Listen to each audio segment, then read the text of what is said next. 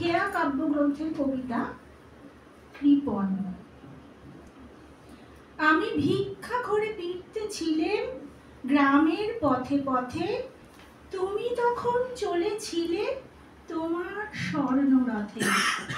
অপূর্ব এক স্বপ্ন সম লাগতেছিল চক্ষে মম। কি বিচিত্র শোভা তোমার, কি বিচিত্র সাজ। আমি মনে ভাবতেছিলেম এ কোন মহারাজ। আজি শুভক্ষণে রাত পোহালো, ভেবেছিলেম তবে আজ আমারে দাঁড়ে দাঁড়ে ফিরতে নাহি হবে।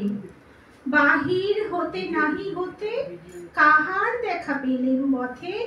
চলিতে রথ ধনধান্য ছড়াবে দুই ধারে। মুঠা মুঠা কুড়িয়ে নেব, নেব ভারে ভারে। দেখি সহসা রথ থেমে গেল আমার কাছে এসে। আমার মুখ পানে চেয়ে নামলে তুমি হেসে। দেখে মুখের প্রসন্নতা জুড়িয়ে গেল সকল ব্যথা।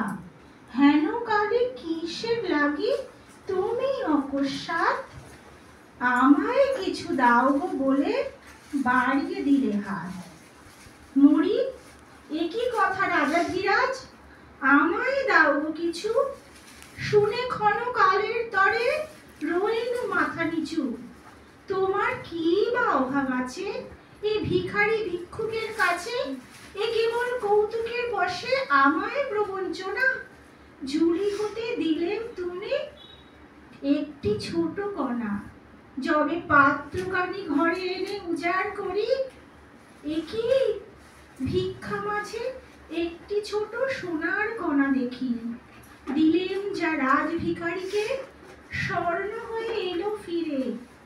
তখন কাঁদি চোখের জলে দুটি নয়ন ভরে। তোমায় কেন দিইনি আমার সকল শূন্য করে। নমস্কার।